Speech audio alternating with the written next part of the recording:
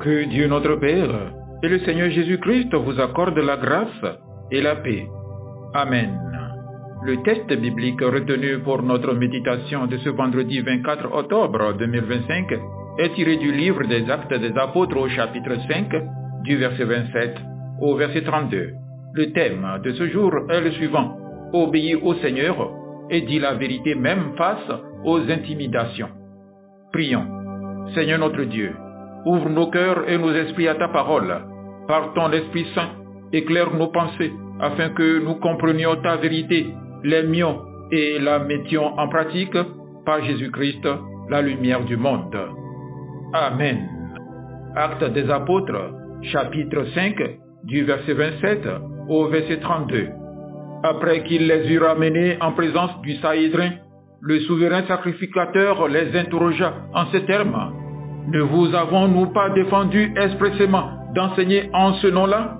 Et voici, vous avez rempli Jérusalem de votre enseignement et vous voulez faire retomber sur nous le sang de cet homme. Pierre et les apôtres répondirent: il faut obéir à Dieu plutôt qu'aux hommes. Le Dieu de nos pères a ressuscité Jésus que vous avez tué en le pendant au bois. Dieu l'a élevé par sa droite comme prince et sauveur pour donner à Israël la repentance et le pardon des péchés. Nous sommes témoins de ces choses, de même que le Saint-Esprit que Dieu a donné à ceux qui lui obéissent. Amen. Frères et sœurs, nous vivons dans un monde où il devient de plus en plus difficile d'obéir à Dieu sans être critiqué. Le mensonge, le compromis, la peur du regard des autres essaient souvent d'éteindre la voix de la vérité. Mais l'histoire de l'Église nous rappelle une chose essentielle. Les témoins de Christ ont toujours été confrontés à l'intimidation, mais ils ont choisi l'obéissance à Dieu avant tout. Dans notre texte du jour, les apôtres sont arrêtés, interrogés et menacés simplement pour avoir parlé de Jésus. Et pourtant, ils répondent avec cette parole puissante: il faut obéir à Dieu plutôt qu'aux hommes. C'est le cœur de notre message aujourd'hui. Le grand prêtre les interrogea: nous vous avions expressément défendu d'enseigner en ce nom-là. Les autorités religieuses ne supportaient plus d'entendre parler de Jésus. Pourquoi? Parce que la lumière du Christ mettait à nu leurs ténèbres. Quand la vérité dérange, ceux qui vivent dans le mensonge cherchent à la faire taire. Aujourd'hui encore, nous faisons face à des formes modernes d'intimidation. Au travail, on nous demande de garder notre foi pour le dimanche. Dans nos familles, certains se moquent de notre engagement. Dans la société, on ridicule la morale chrétienne. Mais n'oublions pas, le silence du croyant fait le jeu du mensonge. Quand les enfants de Dieu se taisent, le mal prend la parole. Souvenez-vous de Jean-Baptiste qui a osé dire la vérité au roi Hérode à propos de son péché. Cela lui a coûté la prison, puis la vie.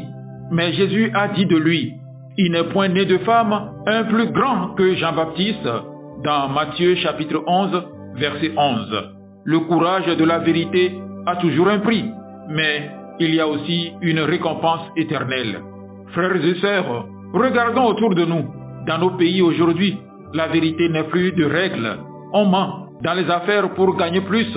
On ment dans la politique pour garder le pouvoir. On ment dans le foyer pour éviter les conflits. On ment même parfois dans l'église pour paraître spirituel alors que le cœur est loin de Dieu. La société a tellement banalisé le mensonge qu'on le considère presque normal. Mais Dieu, lui, ne change pas. Proverbe chapitre 12 verset 22 nous dit: le Dieu de vérité déteste les lèvres trompeuses. Et dans ce contexte, le chrétien est appelé à être différent. Nous ne sommes pas appelés à suivre la foule, mais à représenter le Christ qui a dit: je suis le chemin, la vérité et la vie, dans Jean 14, verset 6. Quand la vérité disparaît de la société, le peuple de Dieu doit la restaurer. Quand le mensonge devient la norme, l'Église doit devenir la lumière. Nous ne pouvons pas prêcher un Christ vrai en vivant dans le faux. Nous ne pouvons pas proclamer un évangile pur avec une bouche trompeuse. Voilà pourquoi Dieu cherche des hommes et des femmes qui diront comme Pierre: il faut obéir à Dieu plutôt qu'aux hommes. Même si tout le monde triche, toi, reste vrai. Même si tout le monde ment pour réussir, toi, reste fidèle, parce qu'au final, c'est la vérité seule qui demeure. Le mensonge dure un moment, mais la vérité triomphe pour l'éternité. Proverbe chapitre 12, verset 19. Un juge chrétien racontait « J'ai perdu des amis et des avantages parce que je refusais de juger selon la corruption. Mais j'ai gardé ma paix car j'ai jugé selon Dieu. » Voilà la vraie victoire. Obéir à Dieu, c'est parfois perdre quelque chose ici-bas, mais c'est gagner le respect du ciel. Mon frère, ma sœur, il faut l'obéissance à Dieu avant tout. Pierre et les apôtres répondirent « Il faut obéir à Dieu plutôt qu'aux hommes. » Voilà la ligne de démarcation entre un croyant tiède et un disciple fidèle. Pierre aurait pu négocier, se justifier ou se taire, mais il parle avec autorité, non par orgueil, mais par soumission à Dieu. Obéir à Dieu, c'est parfois désobéir au monde. Quand la loi des hommes contredit la loi divine, le chrétien n'a qu'un seul choix, rester fidèle à Dieu. Daniel a refusé de cesser de prier malgré l'édit du roi. Les 3 jeunes Hébreux ont refusé de se prosterner devant la statue. Les apôtres ont refusé de renier Jésus, même face à la mort. Voilà le véritable esprit d'obéissance, une foi qui ne fléchit pas devant la peur. Le test de ce jour nous demande un témoignage courageux de la vérité. L'apôtre Pierre ne se contente pas de refuser d'obéir. Il proclame la vérité avec audace. Le Dieu de nos pères a ressuscité Jésus que vous avez fait mourir.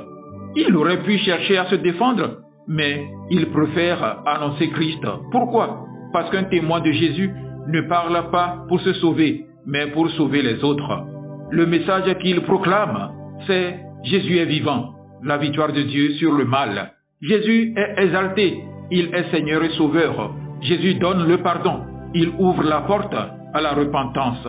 L'apôtre Pierre termine en disant « Nous sommes témoins de ces choses, de même que le Saint-Esprit. » Oui, c'est le secret de sa force, le Saint-Esprit. Sans lui, impossible de tenir, mais avec lui, le croyant devient inébranlable. Frères et sœurs, le monde a besoin de témoins vrais, pas de croyants silencieux. Quand tu es confronté à la peur ou à la pression, souviens-toi, obéir à Dieu, c'est parfois marcher seul, mais jamais sans lui. Dire la vérité, c'est parfois perdre des amis, mais garder sa paix. Rester fidèle, c'est parfois souffrir un temps, mais régner éternellement.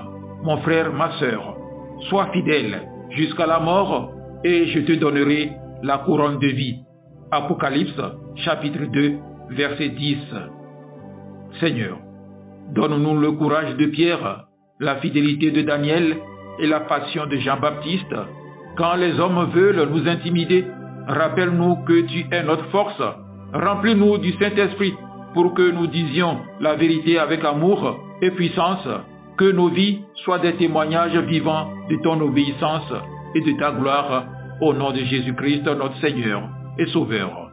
Amen. Agréable journée à vous tous.